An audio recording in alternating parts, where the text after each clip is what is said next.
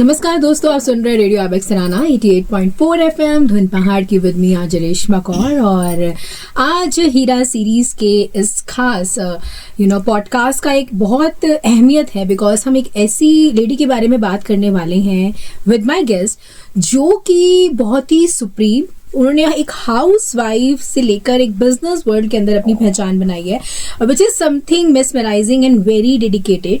तो मेरे साथ इस वक्त मौजूद है इस सीरीज के ऊपर बात करने के लिए गुंजन देवी जी। धन्यवाद रेशमा जी। और आज एक संतरा कराना के सभी टीम मेंबर का बहुत बहुत धन्यवाद और मेरा नमस्कार जी। आपका बहुत बहुत स्वागत है and thank you so much अपना इतना प्यारा सा, इतनी प्यारी मधुर आवाज के अंदर अपना इंट्रोडक्शन देने के लिए। तो जैसे कि आज हम बात करने वाले हैं एक ऐसे विमेन के बारे में जिनका नाम है सावित्री जिंदल, जो कि एक हाउस वाइफ थी। हाउस वाइफ होने के बावजूद उन्होंने वेरियस ऑफ सेक्टर्स के अंदर अपनी पहचान बनाई है। हम कहते हैं कि एक लेडी है वो खिलाड़ी बन गई, या एक लेडी है उसने बिजनेस वर्ल्ड में एंट्री करी, बट इन्होंने सारे सेक्टर कवर करे हैं, क्योंकि इन्होंने अपने हस्बैंड के गुजरने के बाद में जिस हिसाब से बिजनेस वर्ल्ड के अंदर अपनी पोजीशन कायम करी, वो बहुत ही कमाल की है। तो सबसे पहले आप मुझे सावित्री जिंदल जी कौन थी, क्योंकि हमारे श्रोताओं को, हमारे लिसनर्स को शायद बहुत कम उनके बारे में पता होगा, थोड़ा सा एक्सप्लेन कर दीजिए। ओके। सावित्री जिंदल जी जिंदल ग्रुप की चेयरपर्सन एमेरिटस और भारत की सबसे प्रसिद्ध अमीर महिलाओं में से एक है जी। वो एक साधारण गृहिणी से लेकर औद्योगिक साम्राज्य में से एक ही कमान संभालने तक का उनका जो सफर रहा वो बेहद प्रेरणादायक रहा। उन्होंने अपनी सादगी, मजबूत नेतृत्व और सामाजिक कार्यों से देश दुनिया में उन्होंने अपनी एक अनूठी पहचान बनाई है। क्योंकि वो एक साधारण महिला थी, तो सावित्री जिंदल जी को जाना जाता है कि बिजनेस वुमेन ना, उद्योग वर्ल्ड के अंदर उद्योगपतियों के बीच में उठना बैठना, किस तरीके से उनकी लाइफ का ये टर्निंग पॉइंट आया? सावित्री जिंदल जी का जन्म 20 मार्च 1950 में हुआ था। वो असम के तिनसुकिया शहर से रही। 1970 में उनका विवाह जिंदल ग्रुप के संस्थापक ओम प्रकाश जिंदल जी से हुआ। ओके। शादी के बाद वो एक साधारण गृहिणी के रूप में रही और अपने परिवार और बच्चे का नेतृत्व बहुत ही सादगी और सिंपलिसिटी से किया उन्होंने। फिर वो कारोबारी से वो मतलब उनका संबंध नहीं था। वो एक साधारण एक्सपीरियंस नहीं था इस फील्ड से। ओके। वो एक साधारण गृहिणी के रूप में अपने परिवार, अपने बच्चों का नेतृत्व करती थी। बट 2005 में एक हेलीकॉप्टर दुर्घटनाग्रस्त में ओपी जिंदल जी का निधन हो गया। ओके। तो ये घटना एक उनके लिए ये उनके और उनके परिवार के लिए एक काफी गहरा सदमा रहा। बट इस भावुक मोड़ पे उन्होंने 55 वर्ष की उम्र में अपने परिवार की जिम्मेदारियों से आगे बढ़कर स्टील व पावर सेक्टर जिंदल ग्रुप को संभाला, बिजनेस को संभाला और एक ऑनरशिप चेयरपर्सन की तरह वो सामने आई।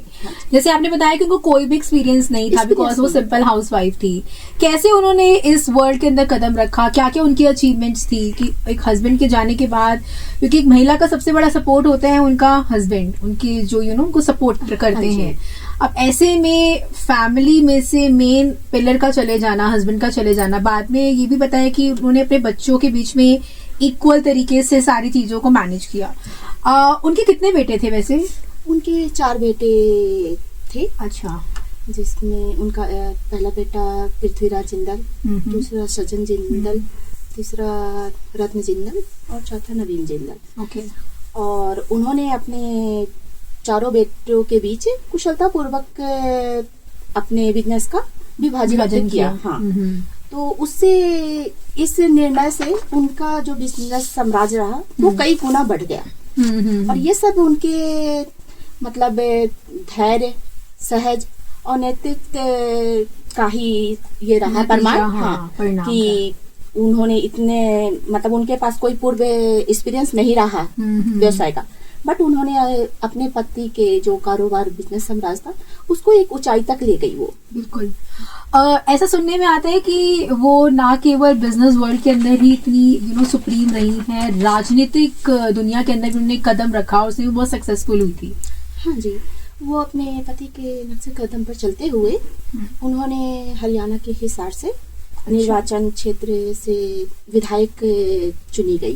ओके। और हरियाणा से कैबिनेट मंत्री के रूप में भी उन्होंने कार्य किए।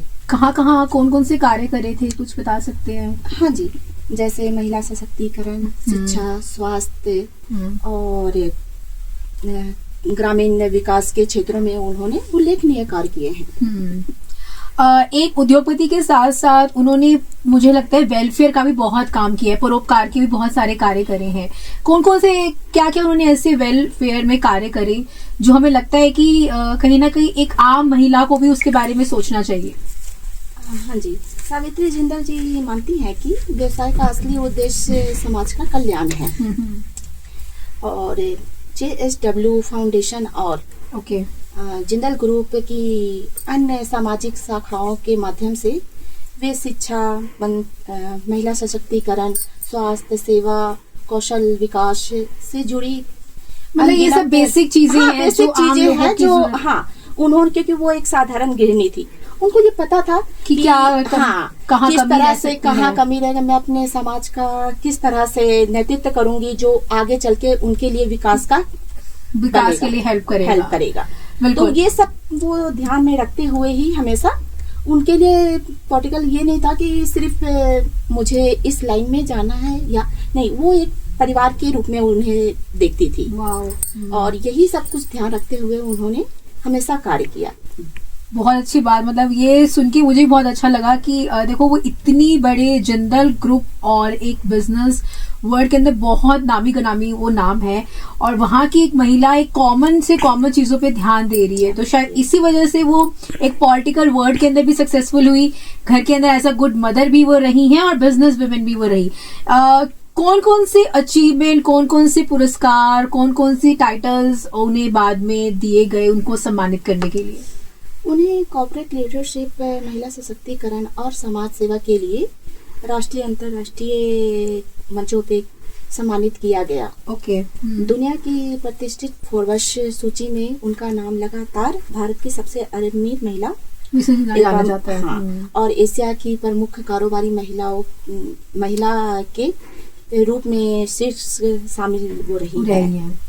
एशिया की सबसे बड़ी कारोबारी महिला, बहुत मेहनती, उन्होंने उस मुकाम के लिए मेहनत किया, धैर्य रखा और हमेशा इसी नेतृत्व से वो काम करती रही कि नहीं, ये मेरा परिवार है, मुझे इनको लेकर साथ चलना है, इनका विकास कैसे होगा, हमेशा वो ध्यान रखा। देखो जब छोटी छोटी चीजों पे जब वो आगे बढ़ती रही तो एशिया की सबसे सुप्रीम विमेन, सबसे जानी महिला के रूप में आगे आई।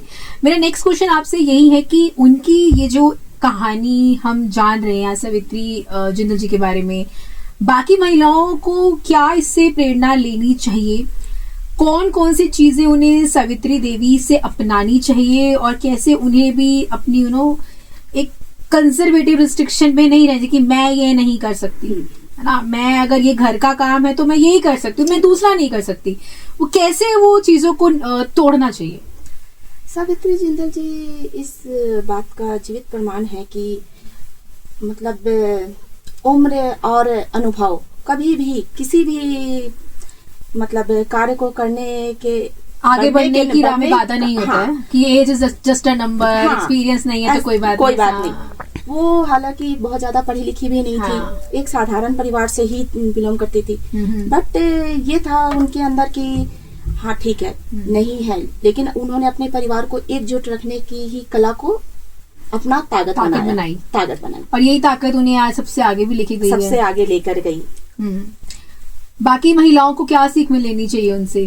क्या क्या चीजें सीखनी चाहिए, क्या क्या चीजें अपनानी चाहिए? हाँ, हम ये कह सकते हैं कि उनके पास अनुभव नहीं था, फिर भी भारत की सबसे अमीर महिलाओं में कोशिश, तो उनकी कोशिश, उनका लगन, उनका हिम्मत, उनका जज्बा कि मैं ये कर सकती हूँ।